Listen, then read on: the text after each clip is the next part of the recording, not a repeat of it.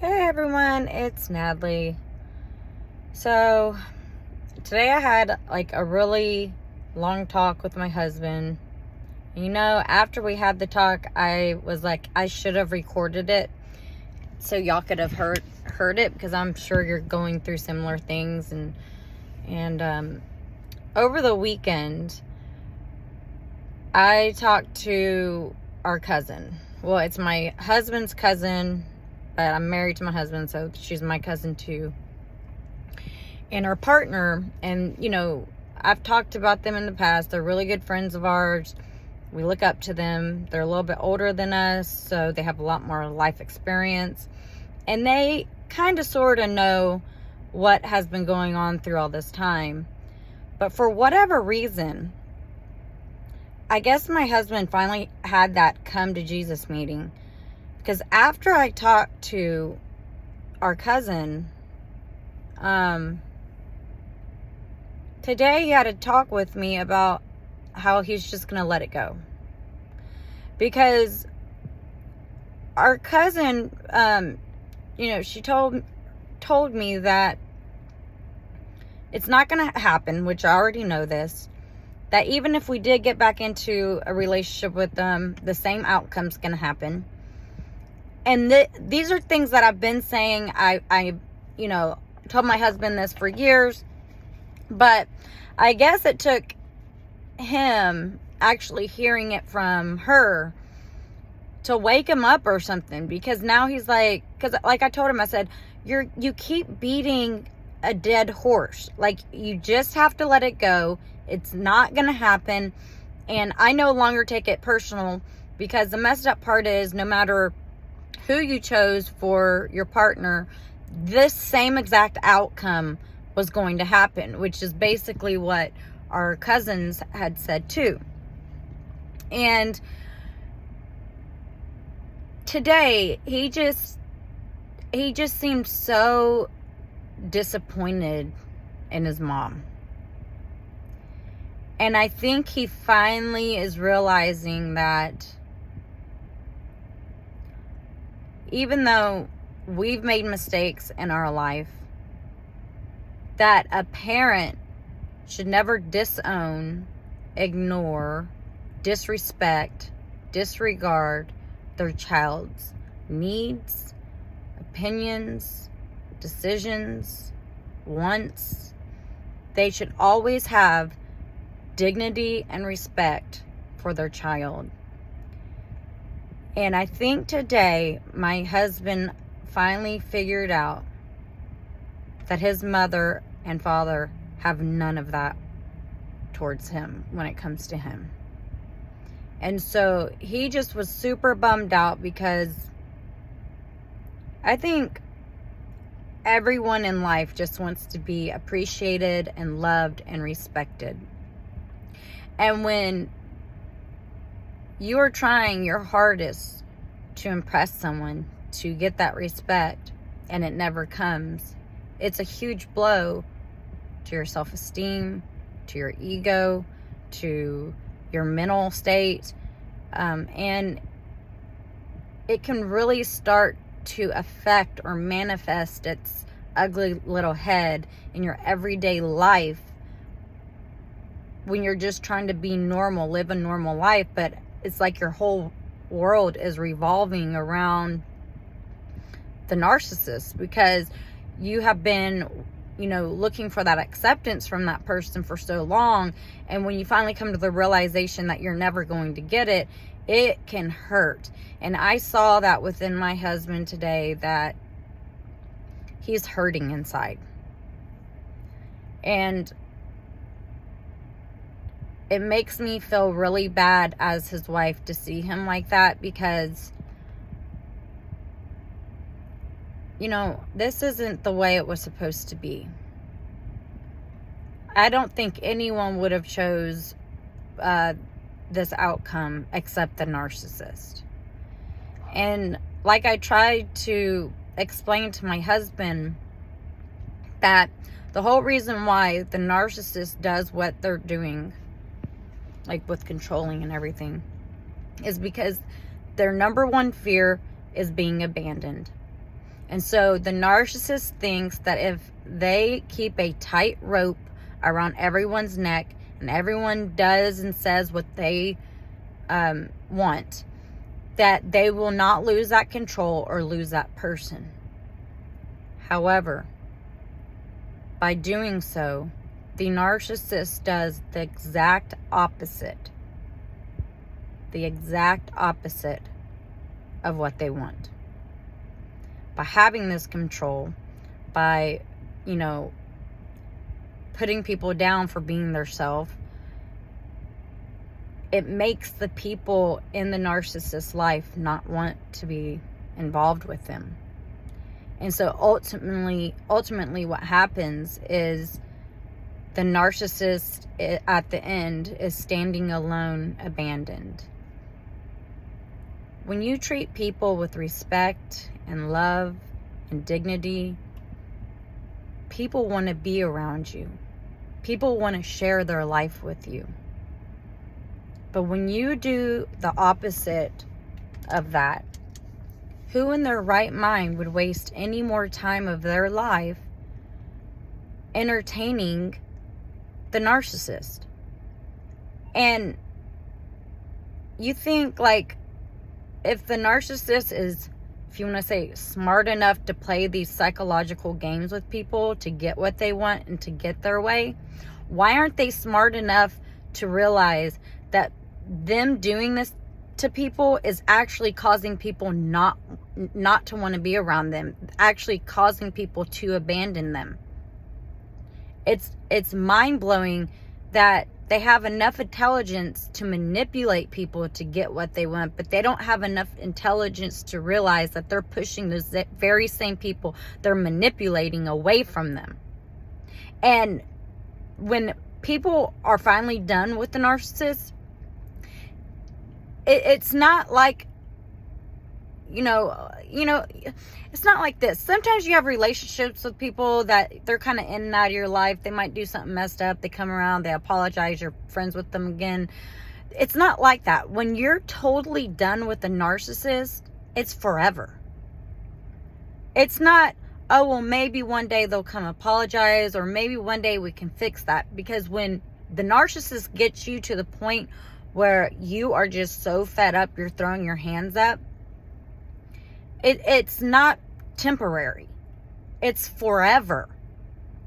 And this is where the narcissist messes up in their game plan, because they don't realize that they push people to the breaking point, to the edge of giving up on the narcissist forever. Forever. See, the narcissist thinks they can manipulate and pull people's heartstrings and cause pain forever on these other people in their life. But what they don't realize is that people only can tolerate so much from like that type of abuse. They can only tolerate it for so long until they're just like, you know what, you're not even worth my time anymore. Like, you've shown me who you are, and I don't like who you are, and I'm not going to have you in my life, because you cause nothing but suffering and pain, and my heart's broken all the time. You cause me trauma. You're constantly stirring up that little hamster in my head, and the wheel's just spinning. And you don't give a damn that it's mental torture. So since I see that you don't give a damn about me, I'm going to stop giving a damn about you. And today I saw that within my husband, and it broke my heart.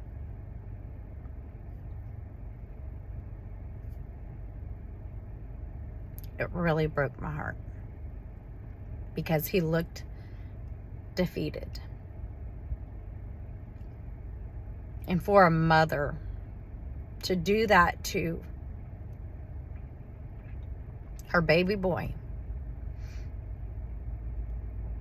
is the most selfish, heartless thing I've ever witnessed.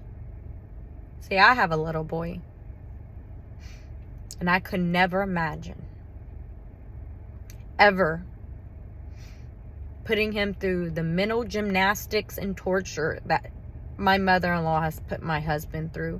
And what's even messed up is that those were his words that I just spoke. The mental gymnastics that she has put him through has forever affected who he is as a person. Forever. And he will never look at his mother or father the same again. And it's like, I'm happy that he's had that aha Oprah moment. But at the same time, I'm really sad for him because the heartbreak that he must feel, and the heartbreak that he's been feeling for 2 decades. And he asked me today, he goes, Natalie, the one question that I have is why? That's what he said to me. He says, I just want to know why. And I can't answer that for him. The only thing I could say is that no matter who you decided to be with, this was going to be your outcome. And fortunately for you, you got a bullheaded woman like me to stay. But every single day, I get emails, text messages, or comments of women divorcing their husband because of the narcissistic mother-in-law. And I told him that. And, all he can really say is that he's just thankful that I've stuck it out with him. And that he apologized to me. But he doesn't owe me an apology. All of this is not his fault. Everything that's happened in these 22 years, his mother's actions in nasty ways, is not his responsibility. That was hers. And like he said today, he said, she's always hiding behind people. I said, yeah, you know why? And before I could even say it, he said, because she's playing the victim. That's what my husband said today. Because she's playing the victim. That she stirs the pot, and when the pot is nice, hot, boiling over, she runs and hides so she doesn't get burned. Because I think everyone in the narcissist's life, majority, already knows how nasty of people they are. But they have the fear of the unknown without the narcissist. What is my future going to look like if the narcissist isn't in it? And the fear of what's going to happen if I stand up to the narcissist. And I think it's also, one day I will get the acceptance from the narcissist. So I will just keep playing their little game until I feel satisfied, until I feel fulfilled with that acceptance. The gratification of knowing that this narcissist loved me the way I loved them. And I just think that these people that protect the narcissist are also really hurt, abused people. That it's like the battered wife syndrome. Like, the wife gets beat up all the time by the husband, but she stays and she protects him and she makes excuses up for him. Because they program these people into believing that they're all high and mighty, that they're the best thing next to Christ.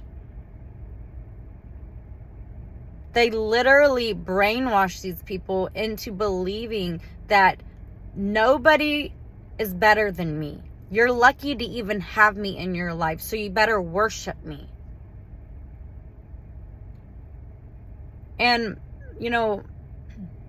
one thing that just my husband keeps bringing up is that he's like, what makes me sad, Natalie, he goes, is that my dad's married to her.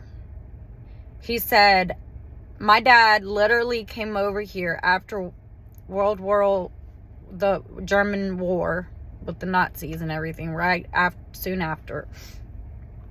He lived on dirt floors in Slovakia, literally came from nothing and became a very successful engineer, ran huge chemical plants, and has worked all around the world, has busted his butt to be where he was, worked 3 jobs in college, and taught himself to speak English. And so these are the things my husband focuses on. Like, my dad did so much, sacrificed his whole life for his family and his children, and he ended up with my mother.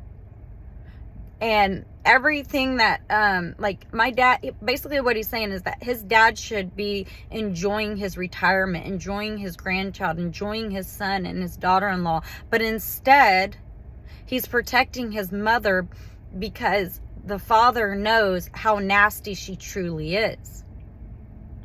And the thing that gets my husband is, like, he wants his dad to be happy, you know, but he knows that that's never going to happen. And like he's told me, he goes, if my dad ever went against my mom and took our side, she'd probably divorce him in a heartbeat, and he'd lose everything that he's ever earned. He literally insinuates this. And it's true. And like I told him, I said, you know what I don't get is that your mom sits there and acts like I'm a nobody and a nothing. They've said that. And also basically a gold digger. But yet, this woman hasn't worked a day in her life. And all of the success, all of the money, all the privileges this lady has was due to her husband's sacrifices. Because of her husband's successes. It wasn't from what she did for her family. It was what he did for his family. And so that's what gets my husband, is that his dad has to suffer with his mother who acts like this. And he always says, I wish she would just grow up and put on big girl panties and man up to you, apologize, y'all talk it out and get over it and move on. But he literally said that will never happen, that his mother is too righteous. And like I've always told him, because I know this will never happen, I said, the day that your mother apologizes is the day she can come back into my son's life and my life. But in 22 years, I've never gotten an apology from that lady. And I'm going to do a video too about some of the horrible things she put my husband through for dating me. Like making him go to a psychiatrist, 3 different psychiatrists, and being put on medication because she thought something was mentally wrong with him for loving me. This is how sick and twisted these people are. He literally had to be put on medication, forced him to take medication when he was under the age of 18 because he was with me. She couldn't fathom that her son could love another woman besides her. These people are so sick. They are so twisted. And our husbands are suffering.